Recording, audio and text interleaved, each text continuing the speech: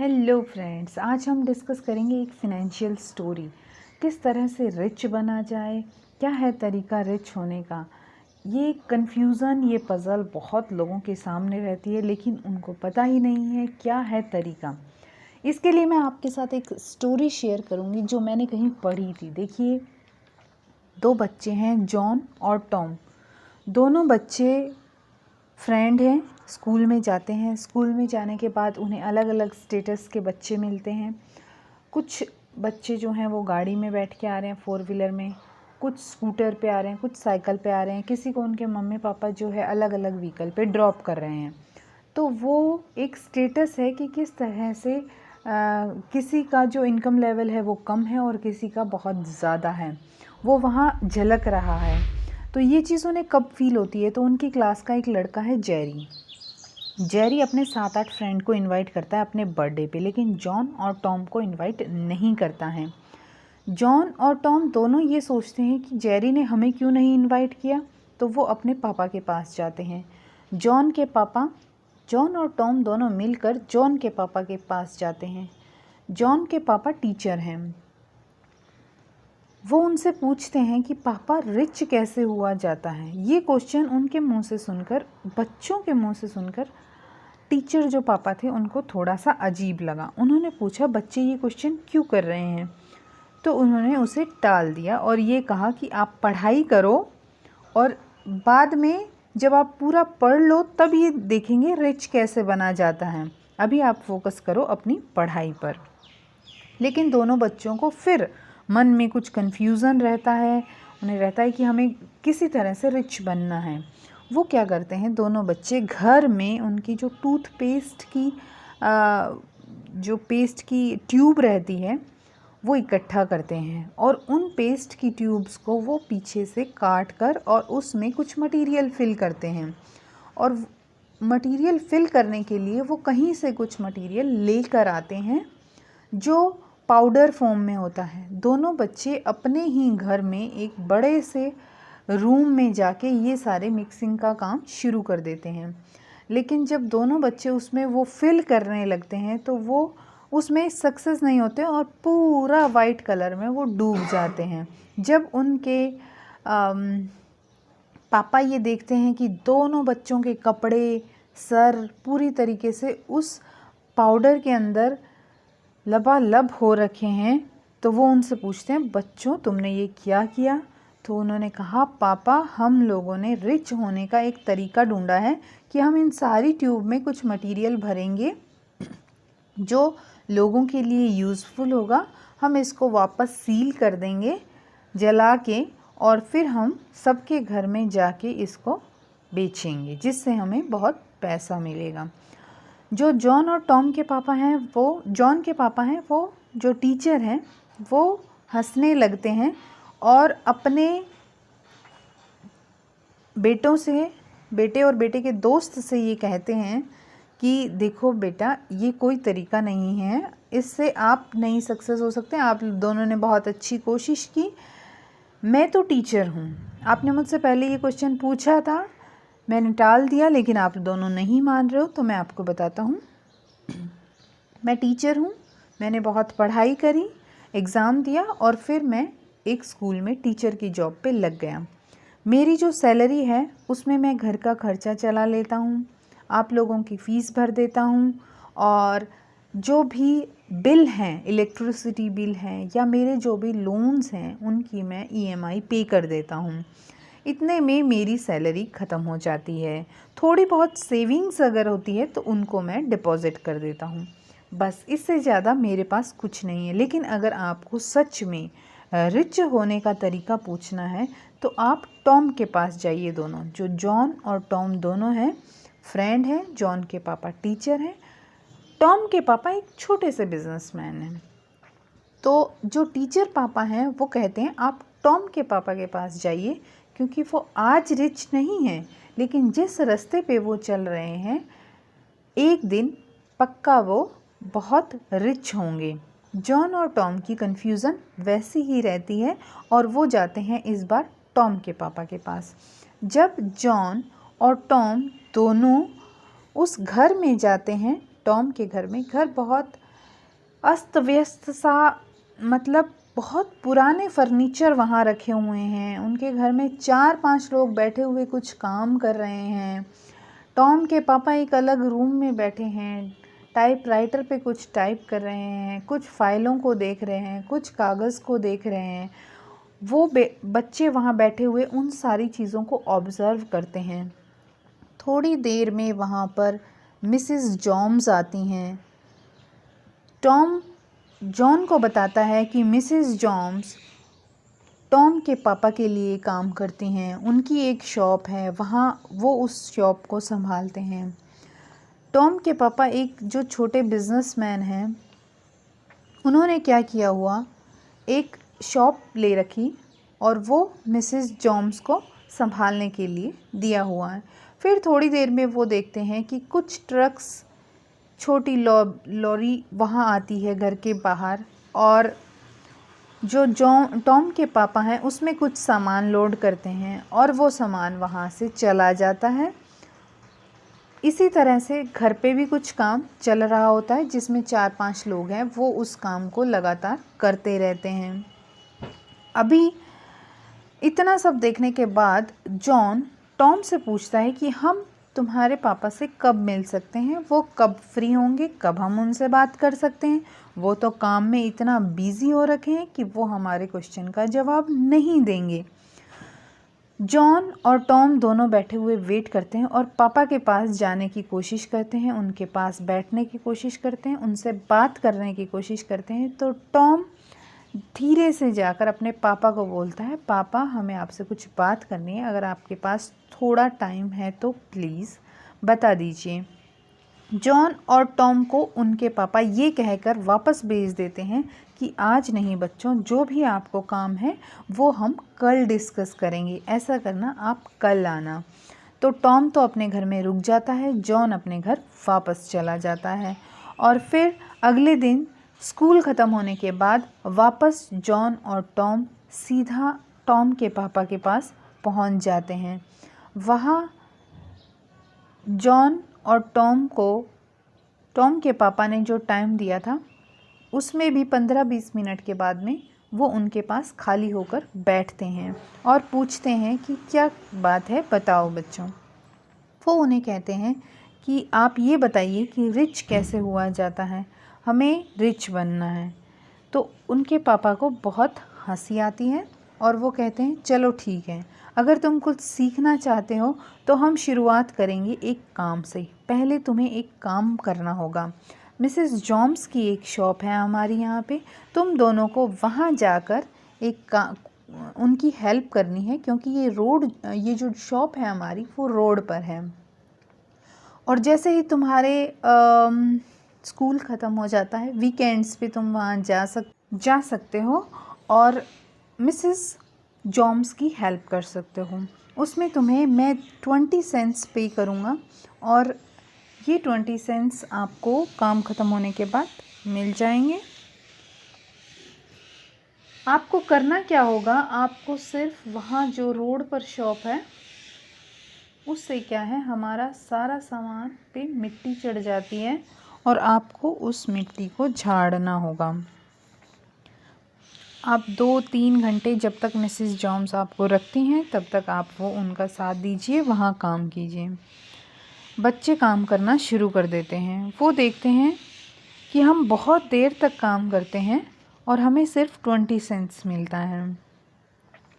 दोनों बच्चों को ये फ़ील होता है कि ये शायद बहुत कम है हमारे लिए, इतना नहीं होना चाहिए, ज़्यादा होना चाहिए, हम ज़्यादा डिज़र्व करते हैं। तो उसके पापा जो टीचर हैं, जॉन के पापा, वो भी उन्हें मना कर देते हैं कि तुम लोग शॉप पे मत जाओ, तुम्हारा टाइम वेस्ट हो रहा है, तुम अपनी पढ़ाई पे भी ध्यान नहीं दे पा रहे हो और तुम्हें जो ये 20 सेंट्स मिलते हैं ये बहुत कम है, इसमें कुछ भी नहीं हो पाता है।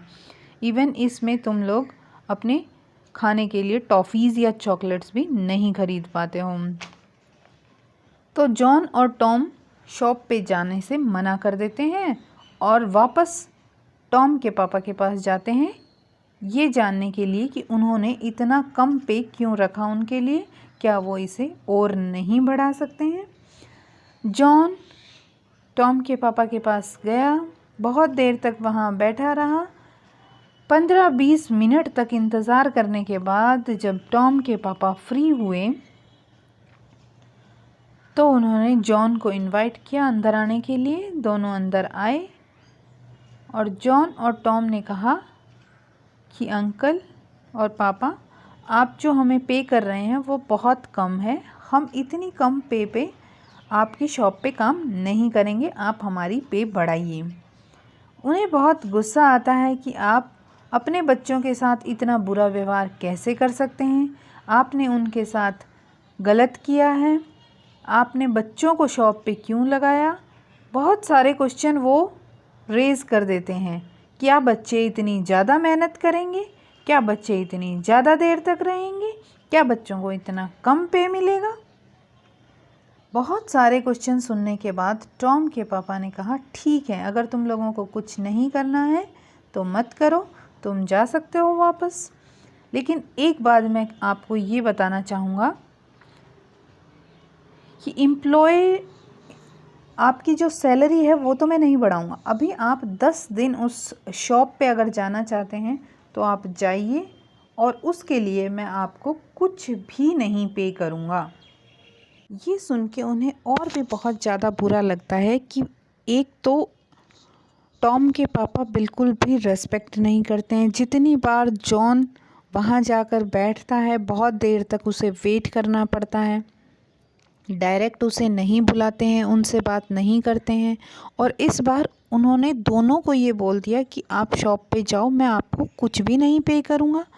बहुत सोचने के बाद वो डिसाइड करते हैं कि जैसा पापा ने कहा है वैसा करते हैं। अगर हमारा क्वेश्चन है, हमें आंसर चाहिए, तो हमें टॉम के पापा के कहे अनुसार करना ही पड़ेगा। दोनों बच्चे मिसेस जॉन्स के पास जाते हैं और इस बार उनको कुछ भी नहीं मिल रहा है। जो 20 सेंट्स मिल रहा था वो सोचते हैं बात करके हमने वो भी गवा दिया है। कम से कम 20 सेंट्स तो हमें मिल रहे थे, लेकिन फिर भी वो चले जाते हैं क्योंकि उन्हें तो अपने क्वेश्चन का आंसर ढूंढना है। जॉन और टॉम अपना स्कूल ख़त्म होने के बाद तुरंत मिसेस जॉन्स के पास जाते हैं। इस बार जब वो शॉप्स पे जाते हैं, डस्टिंग करते हैं, तो वो वहाँ की चीज़ों को ऑब्ज़र्व करते हैं। उन्होंने देखा कि मिसेस जॉन्स कुछ पुरानी मैगज़ीन्स हैं वो इकट्ठा कर रही हैं, और बाहर से कोई एक अदर कैंडिडेट आता है और वो उन सभी पुरानी मैगज़ीन्स को इकट्ठा करके बांध के उनका कुछ वेट करके और कुछ रेट उनको बताकर और वापस ले जाता है। उसके जाने के बाद वो मिसेस जॉन्स से पूछते हैं ये क्या था। वो बोलते हैं ये वो वाली मैगज़ीन है जो यहाँ पर पुरानी हो चुकी है और अब हम इसको सेल नहीं कर सकते, तो इसे हम रीसेल के लिए कहीं और भेज रहे हैं और इसकी एक्चुअल कॉस्ट से कुछ कम कॉस्ट पर ये हमें पे करके ये मैगज़ीन यहाँ से ले जाते हैं। इसी तरह और बहुत सी चीज़ें वो वहाँ ऑब्ज़र्व करते हैं। अब 10 और 15 दिन काम हो जाने के बाद वो जॉन और टॉम वापस जाते हैं टॉम के पापा के पास। इस बार टॉम के पापा एकदम खाली, शांत और एक गार्डन में बैठे हुए होते हैं। दोनों अपने पापा के पास जाकर बैठ जाते हैं और पूछते हैं कि आगे हमें क्या करना है या इसी तरह काम करते रहना है। तो टॉम के पापा पूछते हैं आपको कैसा लग रहा है। वो बताते हैं हमें बहुत अच्छा लग रहा है। हमने देखा किस तरह से एक काम को अलग अलग तरीके से किया जा सकता है। जॉन और टॉम दोनों के माइंड में कुछ क्वेश्चन होते हैं, लेकिन उससे पहले टॉम के पापा कुछ बोलते हैं कि इस बार जब तुम बिना पैसों के काम करने गए तो वहाँ तुमने अपना ध्यान आसपास होने वाली चीज़ों में लगाया, यानी तुम कुछ सीख रहे थे। लेकिन जब तुम्हें पे किया जा रहा था तो तुम्हारा पूरा इंटेंशन उस पेमेंट पे था। कोई भी एम्प्लॉय को कितनी भी सैलरी दे दी जाए, मेरे बहुत सारे एम्प्लॉयर हैं, उनकी कंप्लेन कभी ख़त्म नहीं होती। आप अगर उनका सैलरी बढ़ा भी देंगे तो भी बढ़ी हुई सैलरी के बाद वो फिर और सैलरी बढ़ाने की कंप्लेन करेंगे और उन्हें उसमें भी कुछ अपना हरासमेंट नज़र आएगा। लेकिन अगर मैं नहीं भी बढ़ाता हूँ तो भी वो काम करते रहते हैं। इसका मतलब उनका उसमें भी गुजारा हो रहा है। इसी तरीके से सैलरी बढ़ाना कोई सॉल्यूशन नहीं है। अब चलिए बात करते हैं कि आपने ये तो देख लिया किस तरह से काम होता है और सैलरी का क्या रोल है। आपने मेरे कामों को भी ऑब्ज़र्व किया था, उसमें आपने क्या डिफरेंस देखा। एक शॉप है जहाँ मिसेस जॉम्स उसको संभाल रही हैं।